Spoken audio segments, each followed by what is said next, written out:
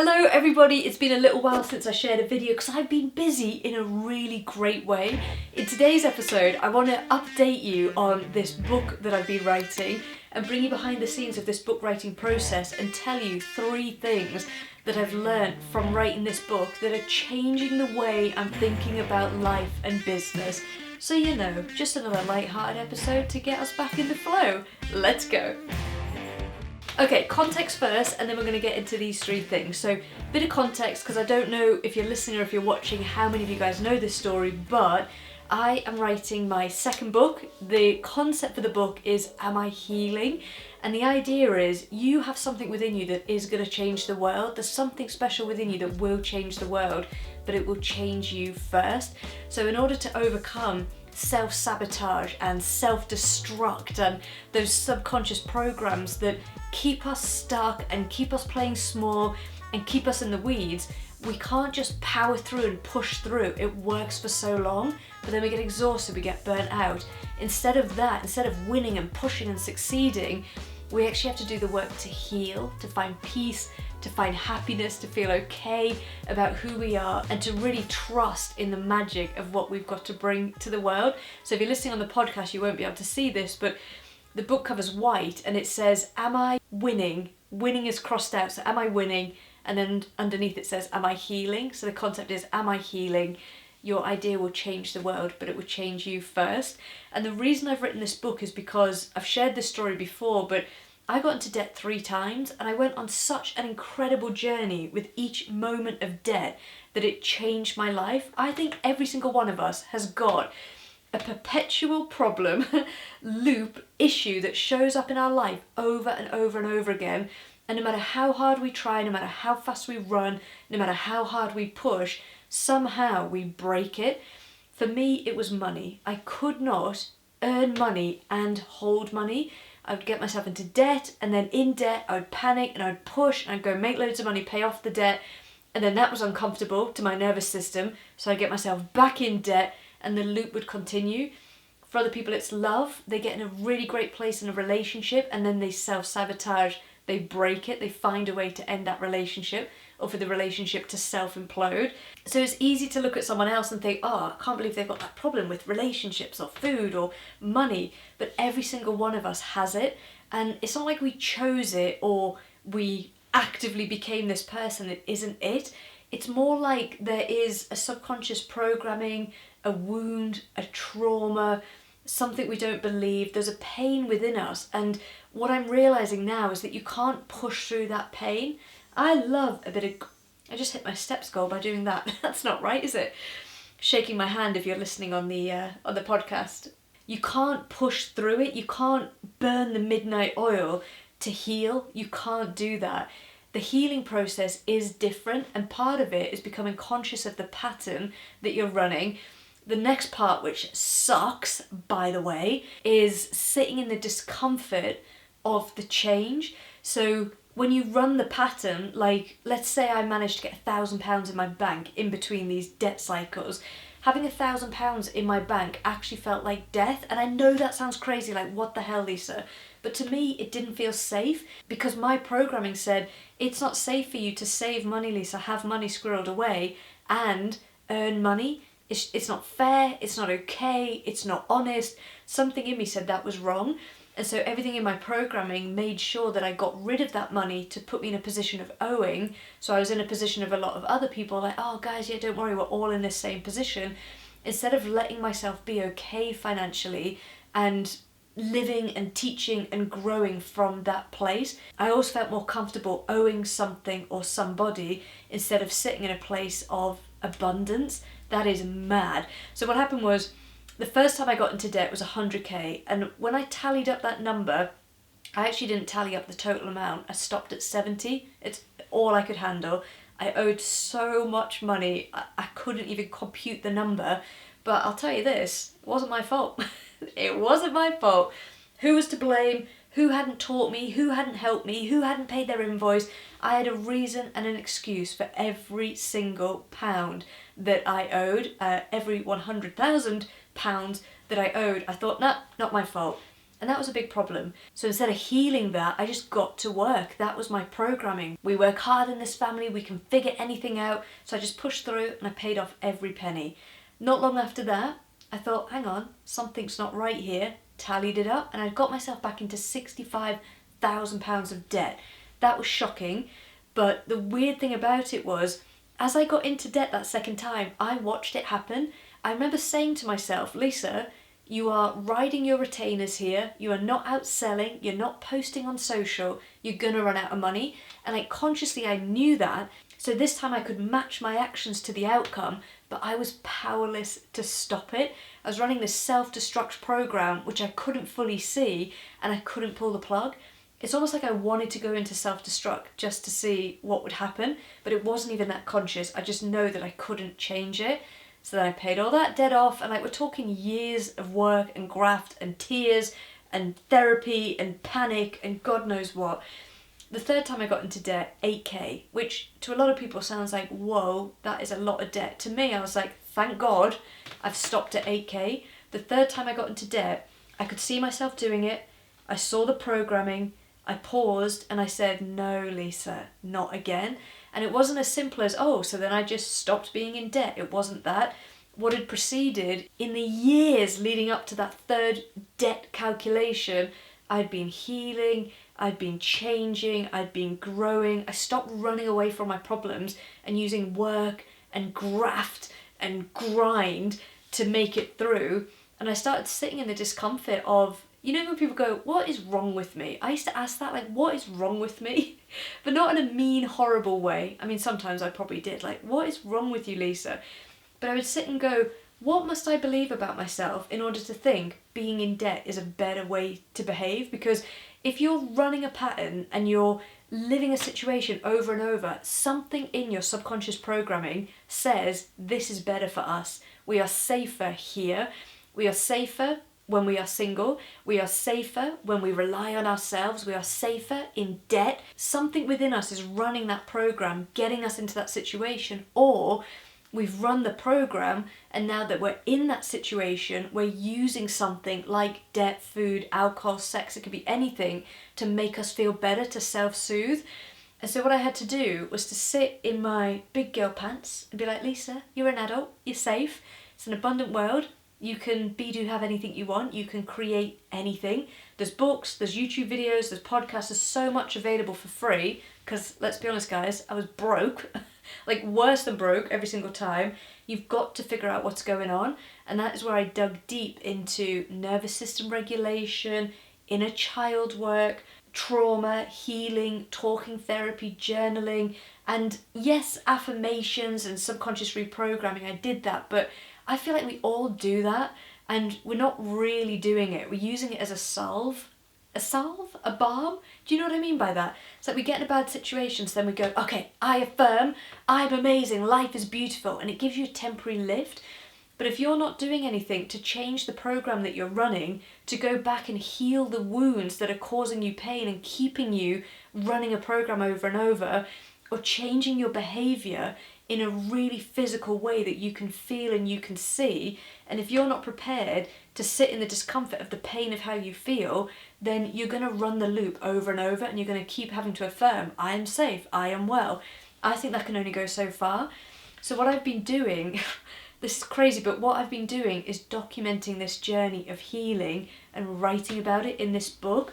And I know that when I get to the end of the book, I'm not going to know how I wrote it. I could not go back in time and write this book. So the way that I've done it is I set up this membership called Be the Person, and I said, guys, join the membership. Every single month I'm going to write a chapter, a workbook, I'm going to share 3 videos, and I'm going to do a Sunday live once a month on a topic. And every single month I thought, what on earth is the topic for this month? And I started with the obvious: vision, behaviours, changing your life, manifestation, uncovering your purpose. And then we got a bit deeper and we started getting into what are the projects that really matter to you and why are you self-sabotaging? How do you stop the self-sabotage? What trauma are you going through? What wounds are you covering up? Where are you being triggered and experiencing conflict in your life, and what are you doing with it? Are you turning towards it and facing it? Or are you coming up with stories and answers and defense mechanisms to allow you to turn away from it? So what I've attempted to do in the book is not win in commercial terms, but heal. So I can sit there in peace and happiness and calm and presence and say, my name is Lisa Bean and I am enough. Regardless of what you have to say on the matter, this is me. And that's what the book is. So, like I say, I'm well underway. I've come up with this cover, which I love. I've written a book proposal. It's out with Hay House now. And I don't know if this is a bit naughty, but I think it's a wise thing to do at the same time. See, this is an abundant thing to do. No guilt, Lisa, no guilt for going out there with your cool idea. I'm also writing to agents and trying to find an agent. And I did try and do this before with my first book, which was called First Version, which was a first version. When I read that book now, it's good. There's so much in it that's good. And people tell me it's amazing and the feedback's been amazing and thank you. But when I read it, I can see a little clumsiness to the book. And with this second book, I don't want to fix the clumsiness. I want to feel in myself an evolution as a writer. Is that really cheesy? That's what I want. That really matters to me. So I'm excited about the second book, and this time I'm not going to rush and say, oh, no one wants it, I'm going to self-publish. Nothing wrong with that. But this time I'm going to get an agent, and I'm adamant. I'm getting an agent, and I can't wait to meet who this person is who wants to partner with me to bring this book out into the world. The first of many would be my intention.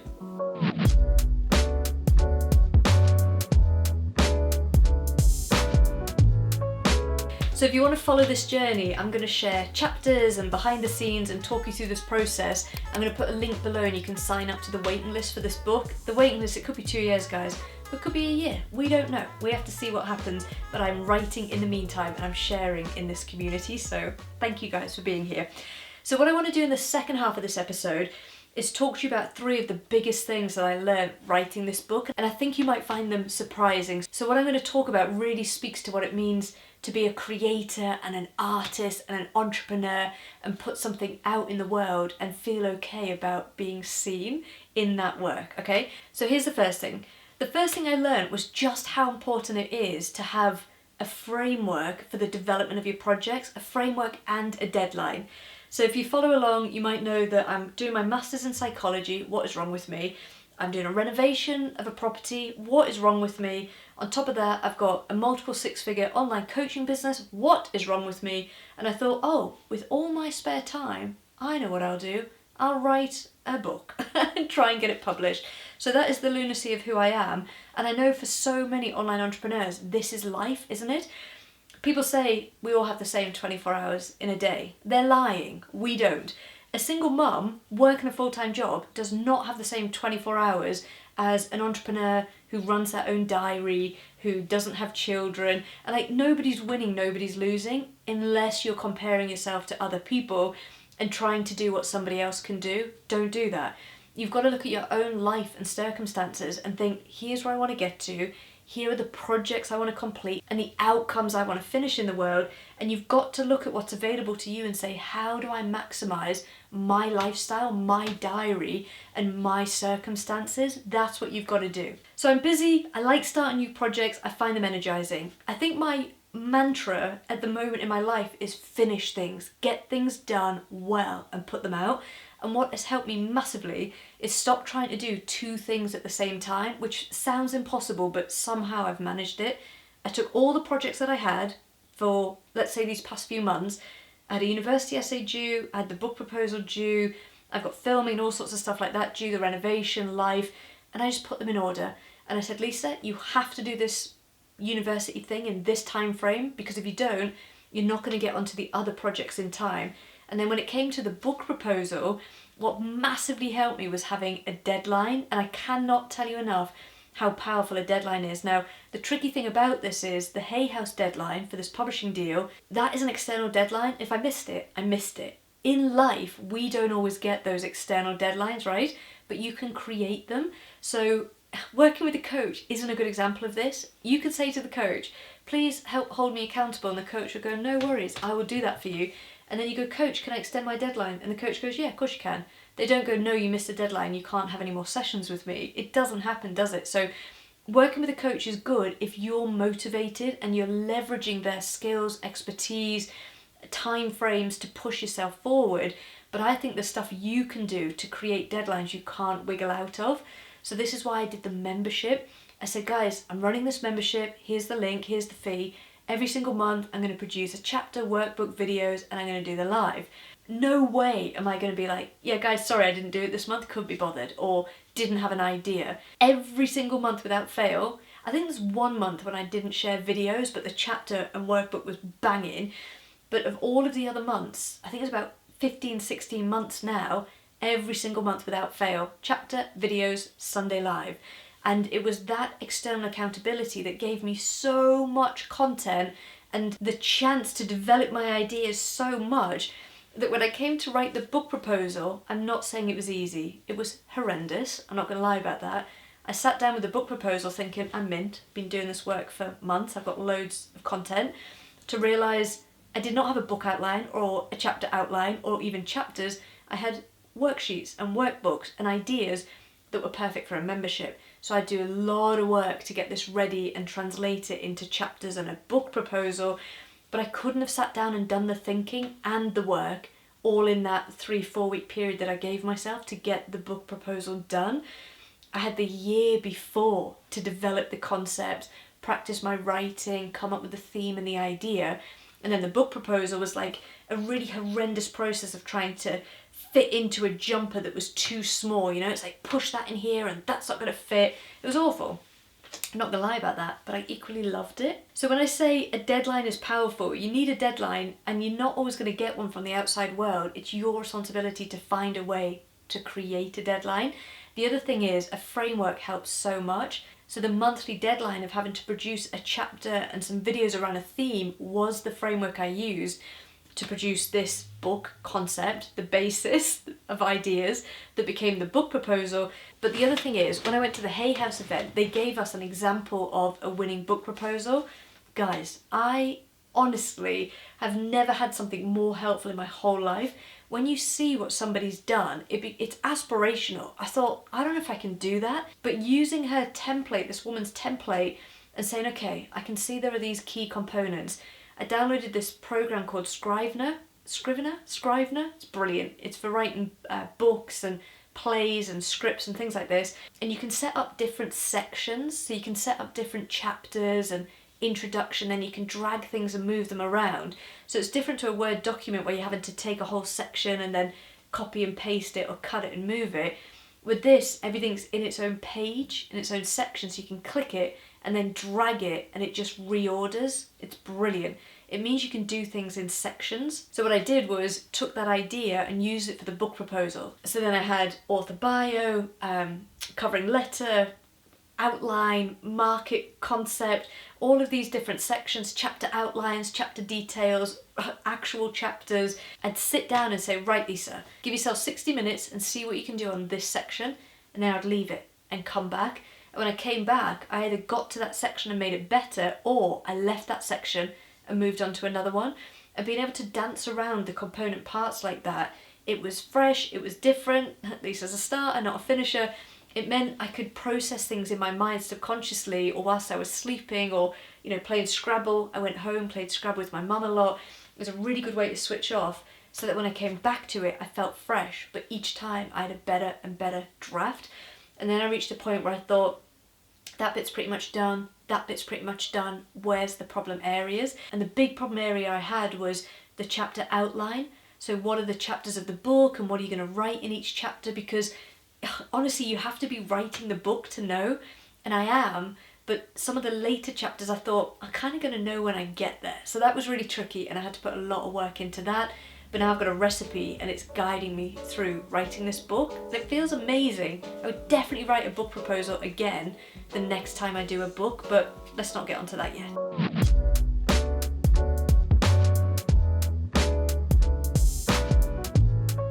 Second thing that I realised in writing this book proposal and working on the second book is there's always the messy start and then the commercially viable outcome. And I don't think you can sit down to create a commercially viable outcome. So here's what I mean by this. If you're purpose-driven, heart-led, you don't always want to think about how can I make money from this? How can I make it so people buy this? I think sometimes that feels a bit soul destroying and a bit like a sellout. It's difficult. And then again, I know probably some people are saying, yeah, Lisa, I do think, how can I make money? How can I sell this? But there is a difference between the stuff that you put out there to make your living in the world and to sell and to be commercial. There is something different that underlies all of this, and it's your art. This could be the videos that you make, it could be the blogs that you write, your podcast that isn't really commercial, it could be the books that you're working on. I think for everybody there is something purpose-driven, heart-led, some form of expression or thing they just want to create. They don't want to think about how can I make this commercially viable. But the reality of the world we live in is, in order for it to be seen by people and appreciated by people, which good art and good books are read, they're seen, they're discussed, they're enjoyed, we've got to think about how we get attention for those things. And I can hear how funny it sounds, but what I want to highlight for you here is we live in a commercial world, right? And you can't just say, oh, I want to write a memoir about my life. No one's going to buy that. And I'm sorry to say it, they're just not, are they? Because what they're going to want to know is, well, who are you and what is it about your life that's different, and what am I going to get from reading the book, and why are you the best person to tell this story? So when you're thinking about something like building a course or whatever it is you're creating, I just keep thinking of this example of writing the book. You've got to give yourself room for both parts. In the first instance, you've got to enjoy the creativity, the mess, the chaos, and sit down and say, no one's going to read this first draft, no one's going to see this chapter that I have to write in order to get to the next chapter, no one's going to see these drawings, these scribbles, these ideas, these confessions. They're going to see the finished, polished product. This bit's for me. And so I'm having a lot of fun writing this book, where I think there's bits I'm writing I don't want to share, I don't want to talk about. They're for me. There's also things I'm writing that are about other people or involve other people that I'm not going to share and I'm not going to tell. But I still want to go through the process of writing that and expressing it. There's bits I'm putting out there that I think this isn't interesting to other people, but it's interesting to me, so I'm going to write it anyway. And there's so much I've chopped where I think I like that, but I know that that isn't useful to other people or interesting. It doesn't add to the book or add to the project. But that is a line, that is a journey where you've got to sit down and start in the messy chaos. And I say messy chaos, but I also mean creative nothingness, where you're just doing it because you're enjoying it. You're just spilling it out because it's processing. It's got to come out so that you can get to the next bit. And I think as the journey evolves, you've then got to shift your mindset to, okay, I think I've got something special here. How do I position this or package it up or share it in a way that other people get and understand? I want you to keep this in mind, that on your journey, yes, there's going to be a point where there has to be a commercial outcome. It's got to be viable, it's got to be useful to people. There's got to be a concept or a hook or a sell in there where the right person goes, ah, what's that? That's what I've been looking for, perfect. But in the beginning, you do not need that. You need to have an idea in your mind, an intention, and you've got to give yourself room to be creative, to be messy, to go on the journey and make things that will never see the light of day, because it's all part of the journey. And bottom line is, you're a person, you're an artist, you're a creative, you're an entrepreneur. There's things that you want to do and you want to produce. Let yourself and see where it takes you. So my second book I'm writing, Am I Healing? Here's the book cover again if you're watching on the video. I'm so excited about this. Watch the title change and the whole cover change. We'll see what happens. But this is the concept that I'm working to currently, so if you like the sound of that and you want to see behind the scenes, click the link, sign up to the waiting list, and also if you're in the membership, I've actually uploaded the entire book proposal to the membership as a thank you and as a gift.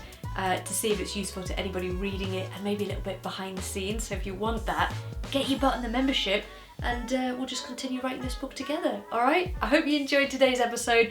Let me know in the comments below and I will see you very soon. Over and out.